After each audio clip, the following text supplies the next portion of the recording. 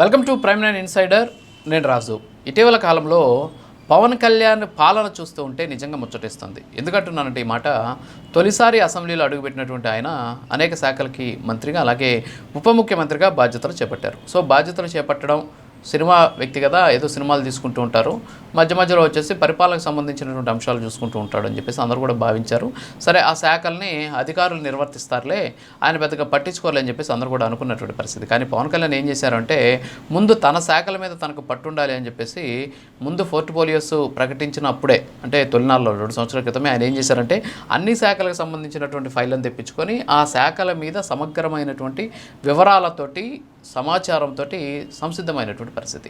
So ఈ నేపథ్యంలోనే ఇటీవల కాలంలో అనేక రకాలైనటువంటి అంశాలు మనం చూస్తున్నాం. ఆయన తీసుకుంటున్నటువంటి చర్యలు, ముఖ్యంగా గ్రామీణాభివృద్ధి శాఖకి సంబంధించినటువంటి చర్యలు కావచ్చు, పంచాయతీరాజ్కి సంబంధించిన అంశాలు కావచ్చు, అటవీ శాఖకి సంబంధించినటువంటి అంశాలు కావచ్చు.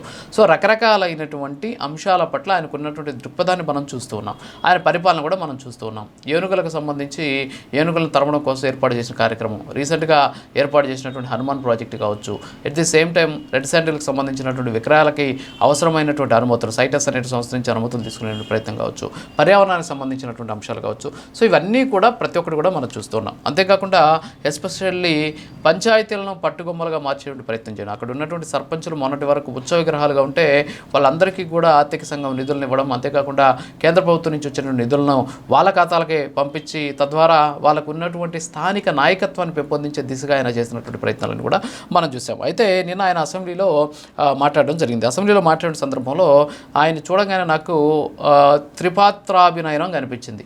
సినిమాల్లో మామూలుగా ట్రిపుల్ యాక్షన్ చేస్తూ ఉంటారు. సో ఆ విధంగా నేను అసెంబ్లీలో పవన్ కళ్యాణ్ చూస్తే ఈ త్రిపాత్రాభినయం అనేది నాకు కనిపించింది. సినిమాల్లోనే కదా, అసెంబ్లీలో కూడా కనిపించింది. ఏంటి అంటే, పర్యావరణానికి సంబంధించినటువంటి అంశం పట్ల ఆయన ఒక అంశాన్ని మాట్లాడారు. ఆ తర్వాత అటవీ శాఖకు సంబంధించినటువంటి విషయాలను కొన్ని మాట్లాడారు. దీంతోపాటు పంచాయతీరాజ్కి సంబంధించినటువంటి అంశాలు కొన్ని మాట్లాడారు. సో ఇలాంటి చాలా వరకు కూడా ఆయన అక్కడ మాట్లాడినటువంటి విషయాలను చూస్తే నిజంగా చాలా ముచ్చటేసినటువంటి పరిస్థితి. ఒక చిన్న ఉదాహరణ చేస్తాను. రోడ్ల విస్తరణ పేరుతోటి మనం చూస్తూ ఉంటాం. రోడ్లని ఎక్స్టెండ్ చేసేటటువంటి కార్యక్రమంలో భాగంగా భారీ ఎత్తున చెట్లను నరికేస్తూ ఉంటారు. సో ఆ చెట్లను నరికేయడం వల్ల పర్యావరణ సమతుల్యత అనేది కోల్పోయేటటువంటి పరిస్థితులు మనం చూస్తున్నాం ఇటీవల కాలంలో. సో వాటి నుంచి ఆ చెట్లను కాపాడడం కోసం ఆయన ఒక ప్రత్యేకమైనటువంటి పాలసీని రూపొందిస్తున్నామని చెప్పి ప్రకటించారు. ఏంటి ఆ ప్రత్యేకమైనటువంటి పాలసీ అంటే, చెట్లను నరకము, ఆ చెట్లను ఆ ప్రాంతం నుంచి వేరే ప్రాంతానికి టెక్నాలజీని వినియోగించి తరలిస్తామని చెప్తున్నారు. అంటే ఒక చెట్టు నరికితే, 100 సంవత్సరాల చెట్టు నరికితే ఎన్ని సంవత్సరాల భవిష్యత్తు పాడవుతుంది అనేటటువంటి దాన్ని బేరీజ్ వేసుకున్నటువంటి ఆయన ఒక కొత్త టెక్నాలజీని వినియోగించి ఆ చెట్టుని నరకకుండా అక్కడి నుంచి ప్రత్యేక టెక్నాలజీతో తీసుకువెళ్ళి వేరే ప్రాంతంలో ఆ చెట్టు నాటేటటువంటి ప్రయత్నం చేస్తాం. దీనికి అవసరమైనటువంటి ఒక కొత్త పాలసీని తీసుకొస్తున్నాం. అంతేకాకుండా చెట్లను నరకకుండా వాటిని శాస్త్రీయంగా ఏ విధంగా తరలించాలి, ప్రపంచవ్యాప్తంగా ఉన్నటువంటి అనేక రకాలైనటువంటి టెక్నాలజీస్ని ఒకసారి అధ్యయనం చేసి దీని మీద ఒక కొత్త పాలసీ తీసుకొస్తామని చెప్పడం జరిగింది. అంటే ఎంత అద్భుతమైనటువంటి ఆలోచన ఇది. ఒక చెట్టుని నరకడం వల్ల ఆ చెట్టు ఇచ్చేటటువంటి అనేక రకాలైనటువంటి ఫలాలు మనం కోల్పోతున్నాం. అభివృద్ధి పేరుతోటి కాంక్రీట్ జంగిల్గా మారుతూ ఉన్నటువంటి రాష్ట్రంలో ఇప్పుడు పవన్ కళ్యాణ్ తీసుకుంటున్నటువంటి నిర్ణయం మనం చూసాం. చట్టాలు చాలా ఉన్నాయి. వాల్టా చట్టం అని చెప్పేసి, చెట్లు నరికితే కేసులు పెడతామని చెప్పేసి, లేకపోతే 10 చెట్లు నరికితే 20 చెట్లు నాటాలి అనేటువంటి నిబంధనలు, ఏ ఒక్కడు కూడా నిబంధనలు పాటించడం లే. సో ఇప్పుడు ఈయన ఒక ప్రత్యేక పాలసీ తీసుకు, అసలు చెట్లే నరకాల్సిన అవసరం లే.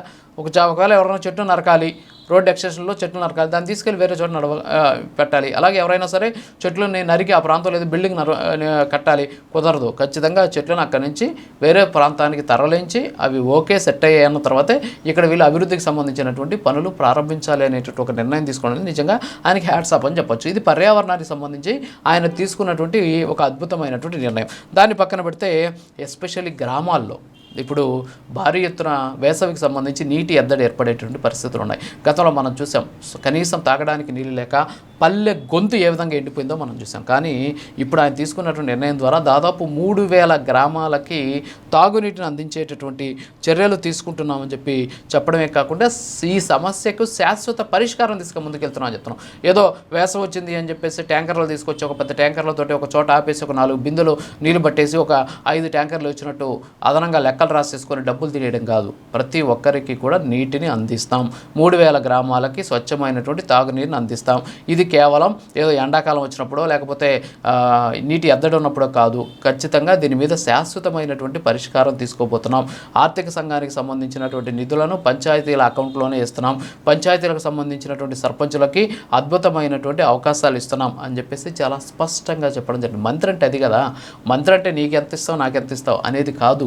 ఖచ్చితంగా ఆయన చేపట్టినటువంటి శాఖల ద్వారా, ఆయన చేపట్టినటువంటి శాఖల కింద ఉన్నటువంటి ప్రజలకు వచ్చేటటువంటి సమస్యలను పరిష్కరించేవాడే నిజమైనటువంటి మంత్రి. ఆ దిశగా ఈరోజు పవన్ కళ్యాణ్ ముందుకు వెళ్తూ ఉన్నాడు. అక్కడేమో పర్యావరణాన్ని కాపాడాడు, ఇక్కడేమో తాగునీటి ఎద్దడి నుంచి ప్రజలను కాపాడే దిశగా ముందుకు వెళ్ళినటువంటి పరిస్థితి. సరే, ఇది పక్కన పెడితే ఇంకొక అద్భుతమైన అంశం ఏంటి అంటే ఎర్రచందనం.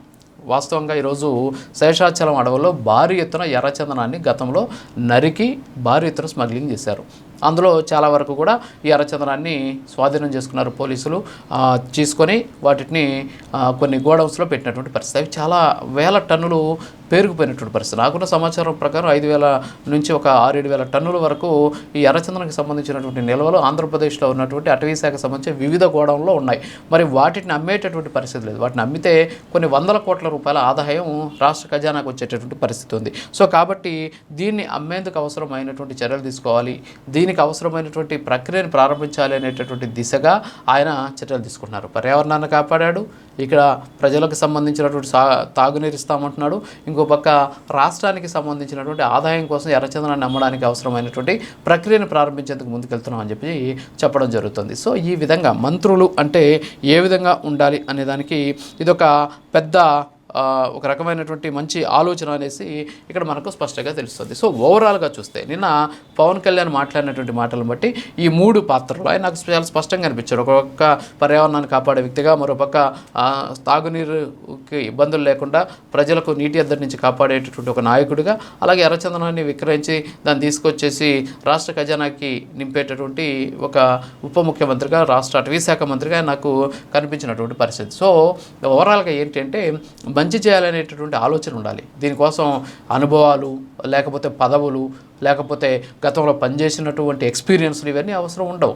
మనం ప్రజలకు మంచి చేయాలి, ఏం చేస్తే ప్రజలు మేలు కోరుకుంటారు, ఏది చేస్తే ప్రజలు బాగుంటారు అనేటటువంటి విషయం తెలిస్తే దానికి అనుభవాలు అవసరం లేదు. చేయాలన్నటువంటి తపన, తాపత్రయం, ఆలోచన ఉంటే చాలు, సరిపోతుంది. సో అవి లేకుండా పదవులు ఉన్నంత వరకు ఎలాంటి ఉపయోగం లేదు. గతంలో మనం చూసాం ఇదే శాఖలకి మంత్రులుగా పనిచేసినటువంటి వాళ్ళ పరిస్థితి.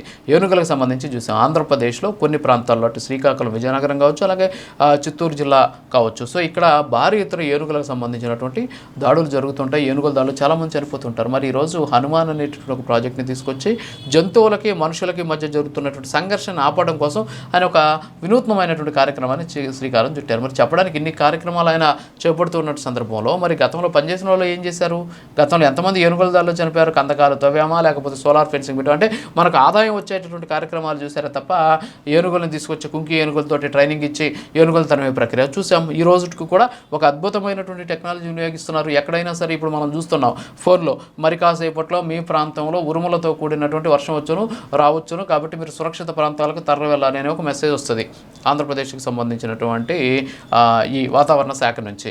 అదేవిధంగా ఈ అటవీ సరిహద్దు గ్రామాల్లో ఉన్నటువంటి ప్రజలకు మరి కాసేపట్లో మీ ప్రాంతంలోకి ఏనుగులకు సంబంధించినటువంటి సంచారం జరగవచ్చు, కాబట్టి మీరు జాగ్రత్తగా ఉండండి మెసేజ్ ఇస్తున్నాయి. ఇదంతా టెక్నాలజీ ఎవరు తయారు చేశారు? ఇదంతా పవన్ కళ్యాణ్ ఆధ్వర్యంలో ఉన్నటువంటి అటవీ శాఖ తీసుకున్నటువంటి నిర్ణయాలు ఇవన్నీ. సో ఈ విధమైనటువంటి కార్యక్రమాలు చేస్తూ పవన్ కళ్యాణ్ ముందుకు వెళ్తున్నాడు కాబట్టే ఆయన్ని ఉప ముఖ్యమంత్రి అనే దానికంటే సినిమాల్లో పవర్ స్టార్ అని ఎలా అయితే అనుకుంటున్నామో రాజకీయాల్లో కూడా ఆయన పవర్ ఉన్నటువంటి లీడర్ అనేది ఇక్కడ మనకు స్పష్టంగా తెలుస్తుంది. ఇది వాళ్ళ ఇన్సైడర్. మరో మళ్ళీ కలుద్దాం. నమస్కారం.